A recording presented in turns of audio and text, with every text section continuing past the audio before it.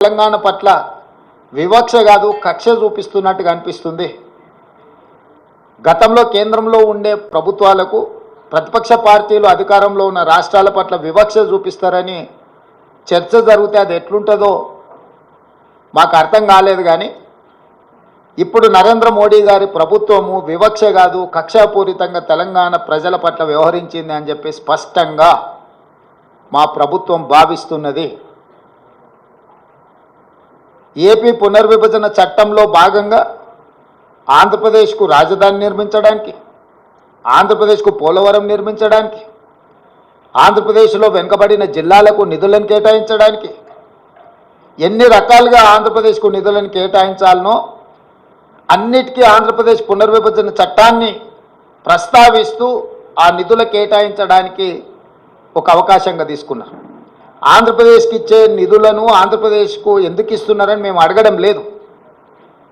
పునర్విభజన చట్టంలో భాగంగా ఆంధ్రప్రదేశ్కు నిధులు ఇచ్చినప్పుడు పునర్విభజన చట్టంలో భాగంగా తెలంగాణకు నిధులు ఇవ్వాలన్న బాధ్యత కేంద్ర ప్రభుత్వానికి లేదా?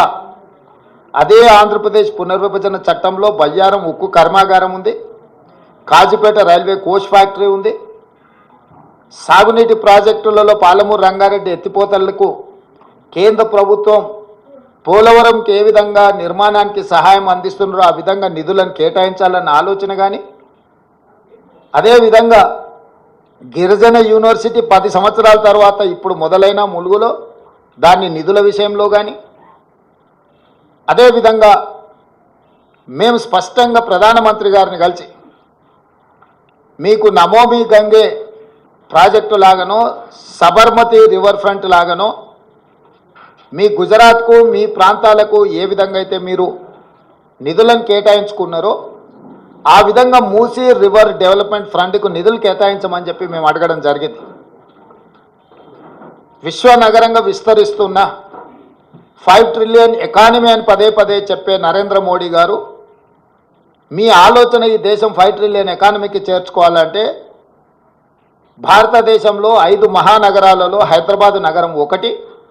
ఈ హైదరాబాద్ నగరానికి మెట్రో విస్తరించడం ద్వారా ఇక్కడ మౌలిక వసతుల యొక్క అభివృద్ధిని చేయడం ద్వారా విదేశాల నుంచి పెట్టుబడులను ఆకర్షించి లక్షలాది మంది నిరుద్యోగ యువకులకు ఉద్యోగ ఉపాధి అవకాశాలు కల్పిస్తే దేశం యొక్క ఎకానమీ పెరుగుతుంది అని చెప్పి వారికి చెప్పడం జరిగింది.